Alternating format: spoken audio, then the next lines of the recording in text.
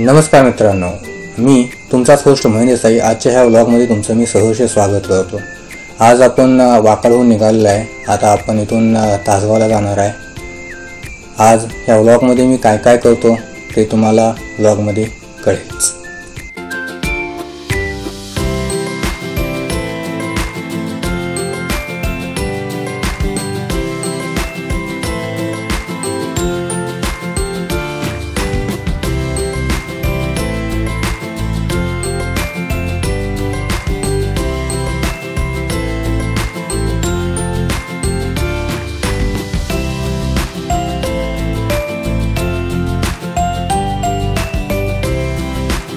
नवीन कात्रज बोगदा हा बोगदा आपणाला NH4 वर आहे, जो की कात्रज बायपास करून आपण नवले ब्रिज वरून जातो त्यावेळी हा बोगदा आपणास लागतो, जेणेकरून आपल्याला कात्रजला जावे लागत नाही। हा जवळपास 1.5 किलोमीटरच्या आसपास लांब असा बोगदा आहे।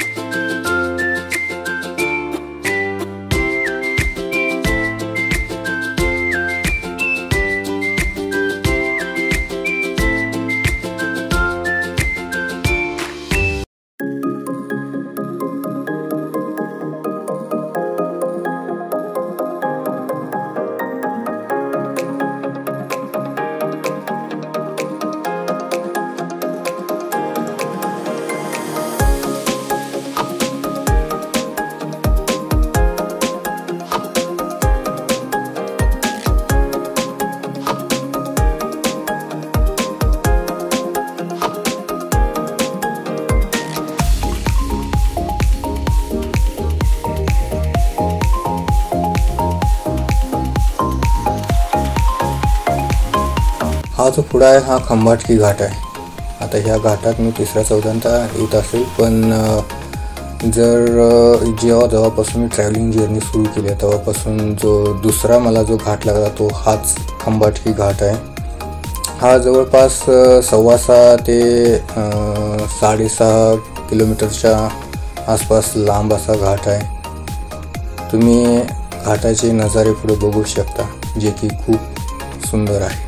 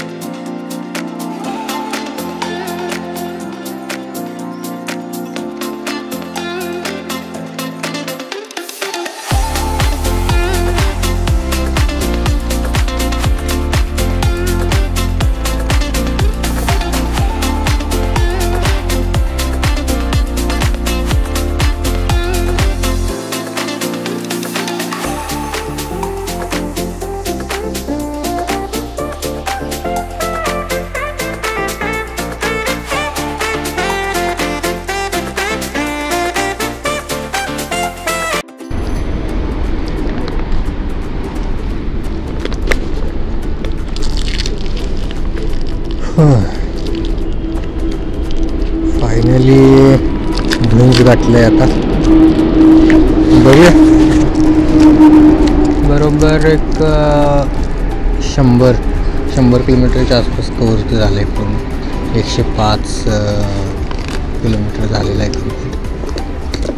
आता पुढं तासगावपर्यंतचा डिस्टन्स कवर करायचा आहे. आज दुसरा दिवस आहे, माघारी चाललं आहे. आता त्यांचे काम होतं ते काम झालं आहे. बघूया, एक तेवढी तर खंत असेलच की पुरंदर करता नाही आला, ते डोक्यात आहेच माझ्या. बघू, नेक्स्ट टाईम नक्कीच पुरंदर केला जाईल. नेक्स्ट टाईम म्हणजे पुण्यात जाताना करीन किंवा खास पुरंदरसाठी, दोन्हीपैकी एक काहीतरी होईलच. बघूया, आता मी पण जेवतो जरा, कारण निघून पण 2-2.5 तास झाल्यात. त्याच्या आधी 1 तास 1.5 तास जेवलो होतो. आणि भेटतो तुम्हाला नंतर गाडीवर. तोपर्यंत काळजी घ्या. भुईंज आत्ता सोडलं. तसं बघितलं तर आत्तापर्यंत 105 किलोमीटरचं अंतर कवर केले. पण हे अंतर कवर करताना नाही म्हणत मी 2 ते 3 वेळा थांबलो. कारण मागं कधी लगेजसाठी तर कधी कॅमेरा सेट करण्यासाठी मला थांबावं लागलं.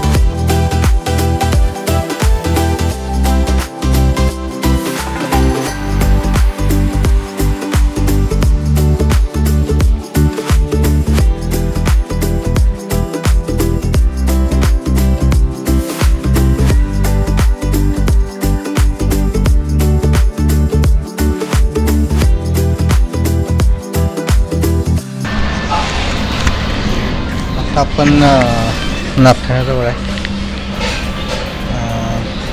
बरोबर अजून एक 100 किलोमीटरच्या आसपास तासगाव आहे. सातारा सोडून आता एक 20-22 किलोमीटर झालं. झोप जरा जास्त आहे त्यामुळं म्हणले की जरा कॉफी घेऊया. थांबलो इथं, कॉफी यायला लागल्या, आलीच. कॉफी घेऊया आणि पुढे जाऊया.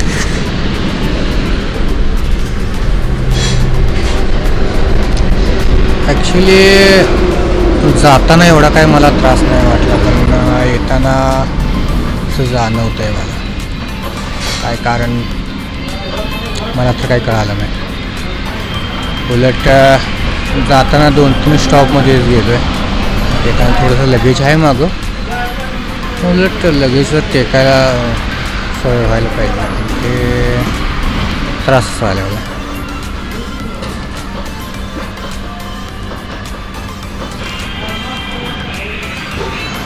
मस्तच. चला कॉफी घेतो आणि पुढे जाऊया. आता नक्की मला थांबावं लागतं आहे की पुढे जातो सरळ, ते तुम्हाला कळेल. अपडेट करतच राहील. चला भेटू. आत्ताच कराड सोडलं. मागचा जो काही स्टॉप आहे तो बरोबर 40 ते 45 किलोमीटरच्या ट्रॅव्हलिंग नंतर घेतला. म्हणजेच भुईंज ते नागठाणे या दरम्यानचं अंतर एक 40-45 किलोमीटरच्या आसपास असेल. आणि बरोबर साताऱ्यापासून ते 20 ते 22 किलोमीटरच्या आसपास असेल. आता इथनं पुढे मला थांबावं तर वाटेना झालं, पण थांबावं लागणार आहे. कारण साताऱ्यापासून ते कराडपर्यंतचा जो काय रोड होता त्या रोडची कामं पण चालू होती. त्यामुळं पण आणि काही असे पॅचेस पण होते की त्यातून गाडी गेल्यानंतर बरोबर पाठीला जर्क लागत होता. बघूया आता पुढं कुठं थांबतोय, काय करतोय ते तुमच्याशी अपडेट करूनच.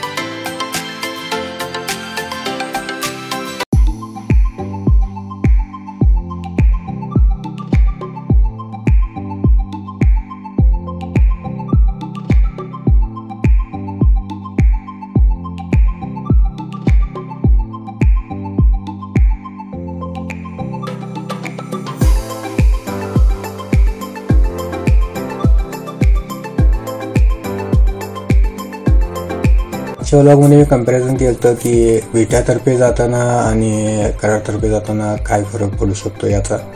तर कराडतर्फे म्हटलं तर जातानाचा रोड एकदम मस्त आहे, प्लेन रोड आहे, तुम्हाला गाडी व्यवस्थित चालवता येते, त्यामुळे तुम्ही लवकर पोचू शकता. पण माघार येताना जर साताऱ्याच्या पुढचा जर रोड बघितला तर तुम्हाला रहमतपूर आणि विटामार्गे गेलं काय आणि डायरेक्ट कराडमार्गे आलं काय दोन्ही तेवढंच पडणार. कारण सध्या तरी रोडची कामं चालू आहेत म्हणून, आणि थोडंसं पॅचेस खराब आहेत मध्ये, त्यामुळं पण थोडा त्रास होऊ शकतो. त्यामुळं रहमतपूर आणि विटामार्गे गेलं कधी पण बेटरच पडेल.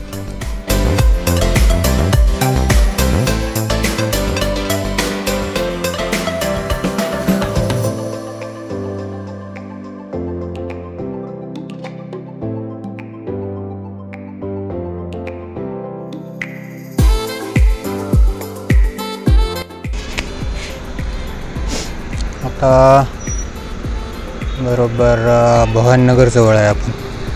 आता इथून एक 30 किलोमीटरच्या अंतरावर तासगाव आहे, तुम्ही बघू शकता. इथं गेट लागलेला आहे आणि गाड्या सगळ्या थांबलेल्या आहेत गेटवर. आता बरोबर 6:05 झालेले आहेत. तर इथून पुढे निघूया आपण आणि आपल्या डेस्टिनेशनवर पोहोचूया. आत्ताच आपण तासगावात पोहोचलो. आज मी निघताना तुम्हाला म्हटलं होतं की काही माझी कारणं आहे जेणेकरून मी आजची ही ट्रिप करायला लागलो आहे. आजची ह्या ट्रिपचं एक मेन कारण म्हणजे माझ्या बायकोचा वाढदिवस आहे.